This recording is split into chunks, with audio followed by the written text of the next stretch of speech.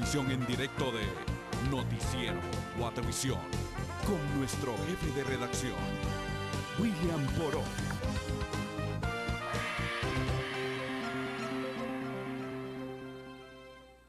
Buenas tardes, bienvenidos a las noticias. Hoy iniciamos el 9º mes del año, inicia septiembre. Hoy 1 de septiembre estamos listos con la información nacional e internacional, pero antes queremos darle la bienvenida a nuestros compañeros de Techo por mi país, Techo por Guatemala. Ellos estarán haciendo la gran colecta el 4, 5 y 6 de septiembre. Usted puede colaborar donde vea estos símbolos, la casita que servirá para colaborar con las personas que no poseen vivienda, un techo mínimo en nuestro país. Así que el 4, 5 y 6 de septiembre la gran colecta de la agrupación Techo, jóvenes que buscan llevar vida digna y un hogar digno para aquellas personas en Guatemala. Luego de este anuncio, nosotros ahora iniciamos de inmediato dándole la bienvenida a nuestra compañera María Alejandra Martínez, que nos trae las noticias internacionales.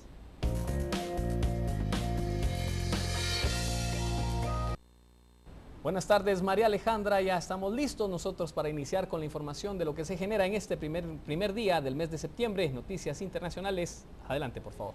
Señor William, buenas tardes. Iniciamos esta semana laboral con importante información internacional. Hoy destaca el llamado por parte del ministro de Economía israelí para reconstruir la asediada Franja de Gaza, que quedó totalmente destruida y asimismo cobró cientos de vidas. Muy bien, entonces vamos directo a nuestro primer bloque de noticias, las noticias internacionales.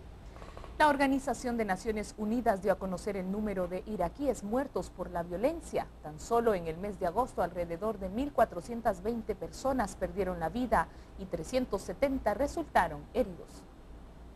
Más de 2.000 mujeres y niños están secuestrados en Irak por los yihadistas del Estado Islámico, que los mantiene cautivos en distintos lugares, aunque la organización cree que la cifra real puede ser mucho mayor. Por su parte, el coordinador de grupos de trabajo de la ONU declaró que mujeres secuestradas pudieron contactar a la misión y les informaron que el Estado Islámico les quitó a sus hijos y posteriormente fueron entregadas a los combatientes, vendidas o esclavizadas por negarse a convertirse al Islam.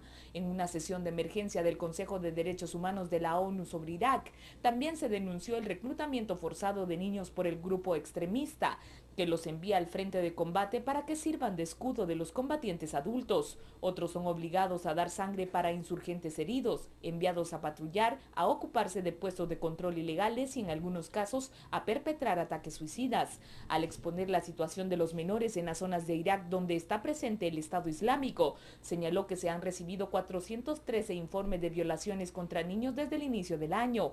En estos últimos se les atribuye la ejecución de niños junto con otros civiles en áreas bajo su control. La ONU también denunció hasta qué extremo de libertad de religión está bajo ataque en Irak mediante las conversaciones forzadas, la expulsión o la exterminación de las comunidades religiosas no suníes. Rebeldes sirios se enfrentaron hoy con las tropas del gobierno en los Altos de Golán, cerca de la frontera con Israel, donde insurgentes vinculados a Al-Qaeda secuestraron a soldados de paz de la ONU la semana pasada.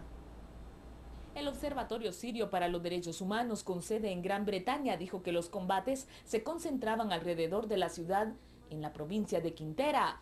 El observatorio señaló que hubieron bajas en ambos bandos, pero no tenía cifras exactas. Los intensos combates han causado estragos en la zona desde que los rebeldes sirios capturaron un puesto fronterizo cerca de la ciudad abandonada el miércoles. Un día después, combatientes de la rama siria de Al-Qaeda, el Frente Nusra, secuestraron a 45 soldados de paz de Figi que sirven en la misión de la ONU que supervisa la zona de separación entre Israel y Siria. La ONU dice que busca una liberación inmediata e incondicional de los cascos azules de Fiji. El ministro de Economía de Israel convocó a reconstruir la bombardeada Franja de Gaza luego de declarar tierra del Estado 400 hectáreas palestinas. Esta situación solo aumentó la tensión en la franja. El área de asentamientos de Etzion, inmediato a Belén en Cisjordania, fue declarado tierra del Estado de Israel por la administración gestionada por el ejército, anunciando que convertirá en un asentamiento permanente un sector donde hasta ahora solamente vivían familias palestinas, además de un seminario judío. La zona en cuestión es donde fueron secuestrados 3 jóvenes judíos que después aparecían muertos, hecho del que es responsable Hamás desde hace 2 meses. lo que desencadenó el conflicto de 51 días que dejó un reguero de muerte. Israel podría retener el área o negociarlo en función de un eventual acuerdo de paz futuro con los palestinos. El anuncio fue confirmado por Radio Israel, apenas hora después que el Ministerio de Economía pudiera convocar a una conferencia regional en árabes, palestinos y judíos a efectos de concentrarlos a un solo aspecto, que es garantizar que la reconstrucción tenga lugar a la par del desarme, en referencia directa al grupo Hamas que gobierna en Gaza. Manifestantes pakistaníes críticos del gobierno irrumpieron en un edificio de la televisora estatal, obligando al canal a interrumpir sus operaciones brevemente, mientras los inconformes se enfrentaban con la policía y se adentraban aún más en un campo gubernamental en la capital Islamabad, en un intento por llegar a la residencia del primer ministro. Los hechos de violencia son los más recientes que vive Pakistán, donde el clérigo opositor al gobierno han encabezado protestas desde mediados de agosto, donde piden la renuncia del primer ministro.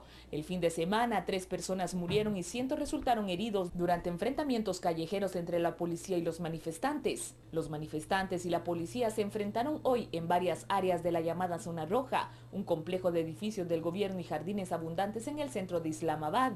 Los manifestantes, armados con palos y muchos usando máscaras antigases, lanzaron piedras a los policías. 5 agentes, incluso un mando policial de Islamabad, y 3 manifestantes fueron llevados al hospital sangrando. Las marchas contra el primer ministro han sido mayor amenaza en poco más de un año que lleva en el cargo. Varias rondas de negociaciones entre representantes, opositores y del gobierno han fracasado.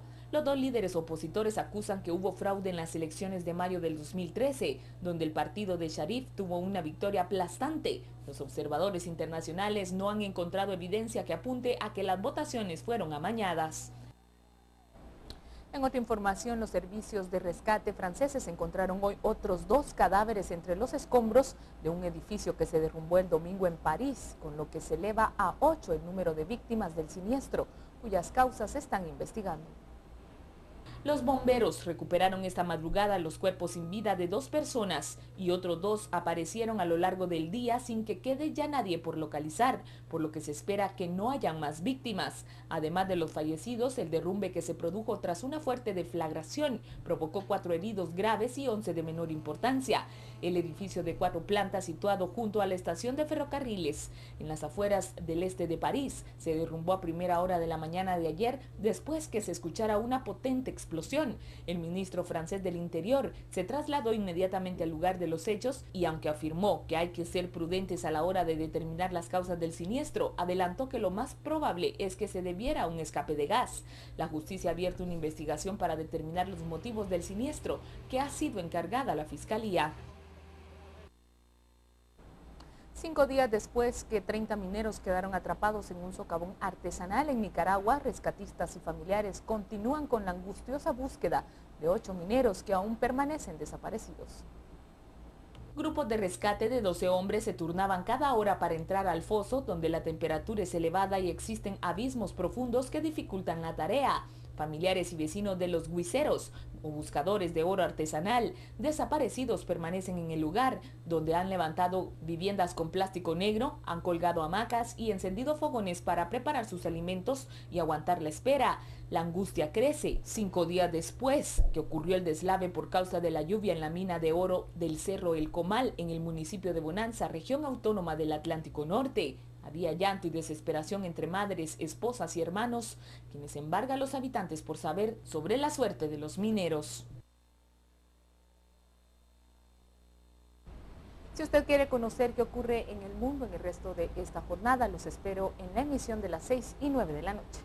Así es, María Alejandra, estaremos listos entonces con más información internacional y vamos a ir ahora a la pausa comercial y cuando volvamos.